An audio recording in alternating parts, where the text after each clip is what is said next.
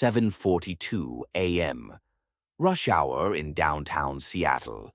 Coffee shops opening, commuters hurrying to work, children walking to school.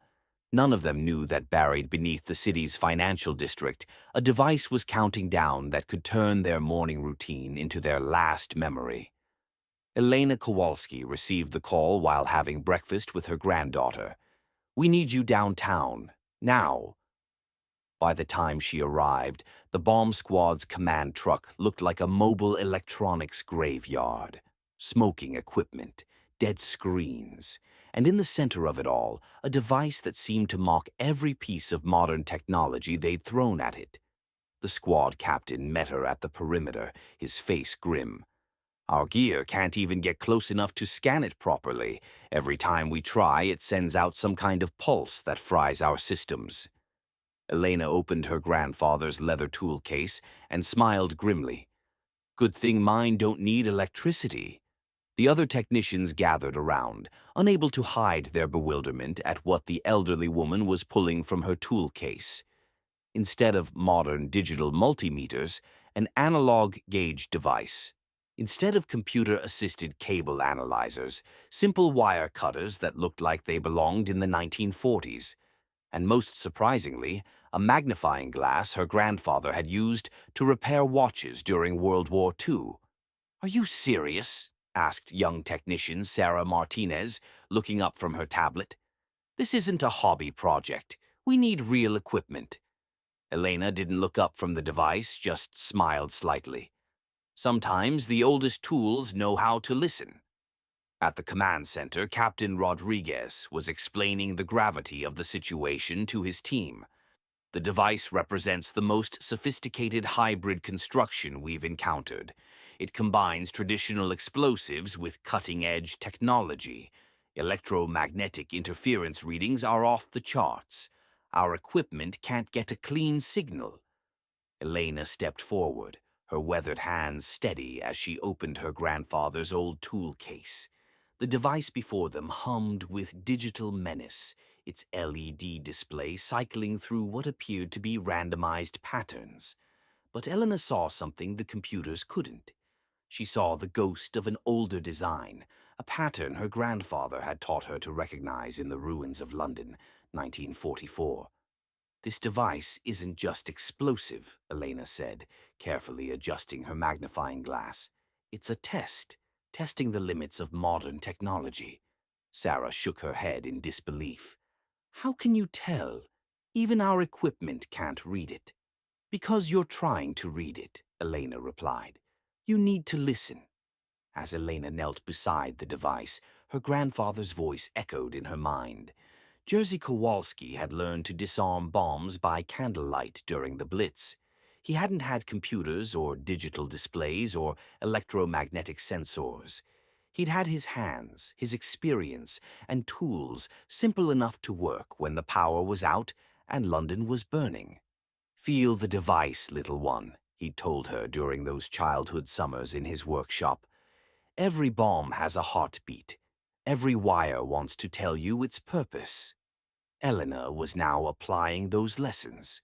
Where modern analysis systems had failed, a 64-year-old woman with wire cutters older than the internet was trying to save downtown Seattle. "Timer shows 18 minutes, Rodriguez reported, controlled panic evident in his voice. "We need to expand the evacuation zone." "No," Elena said firmly, not taking her eyes off the device. "There's no time for evacuation. If this device senses evacuation, it might accelerate the timer." The young technicians exchanged worried glances. Sarah's tablet still showed a blank screen. "How can you be sure?" "We can't access any data."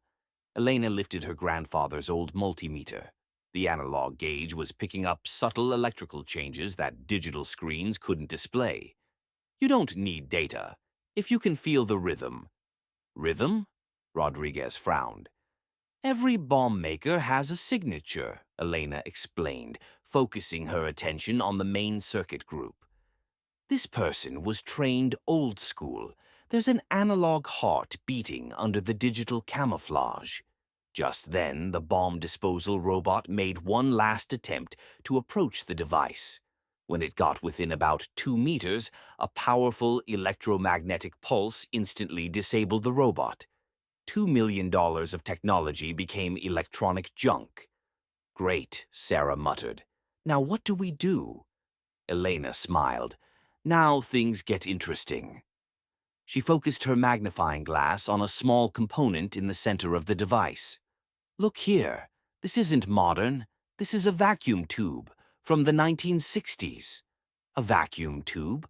Rodriguez was surprised. What's that for?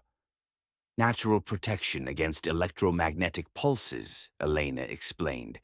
Its creator knows the weakness of modern technology, but he's also using the strength of old technology. Elena's hands began working with the rhythm her grandfather had taught her. Her tools didn't require digital speed. They required patient, thoughtful movement. Each wire, each connection was examined with careful observation. "What's happening?" came a voice from the command center. "We need a status report."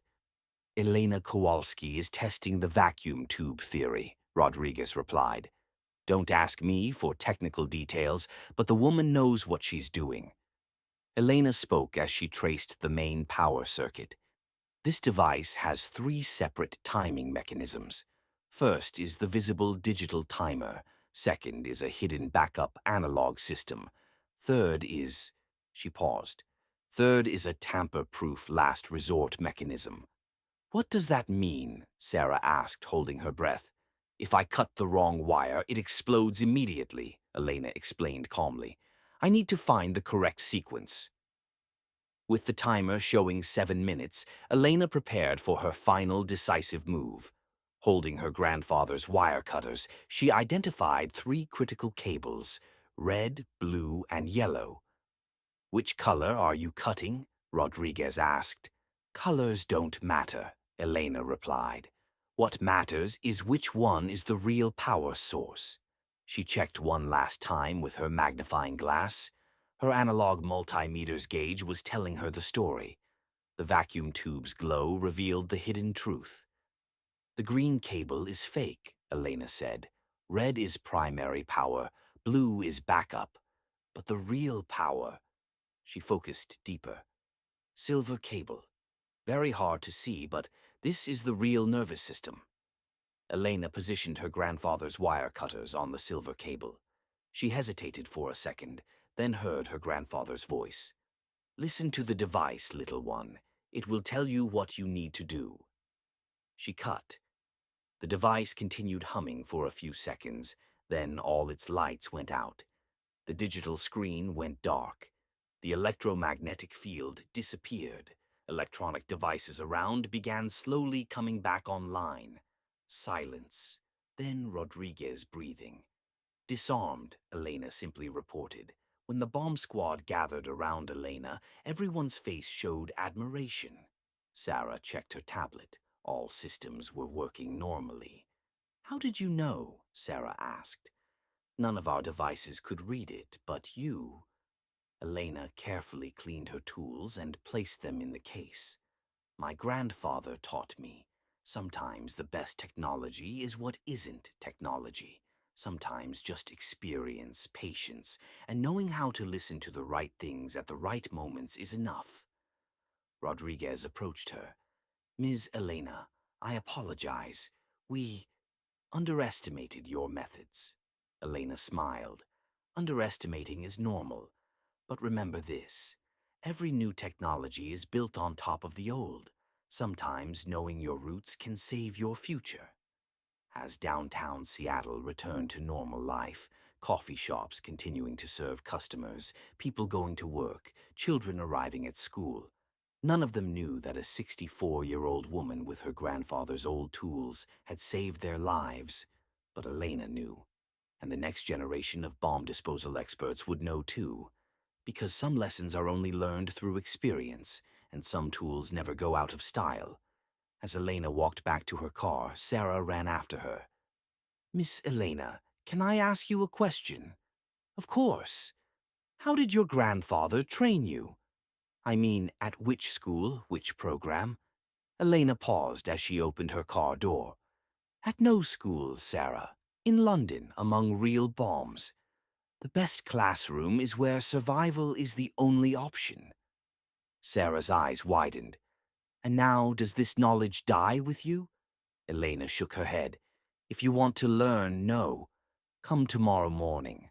I'll teach you my grandfather's first lesson. How to learn to listen.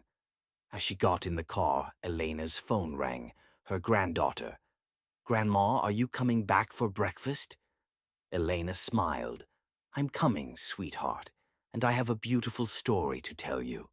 Because some stories are worth passing down through generations, and some tools never get old.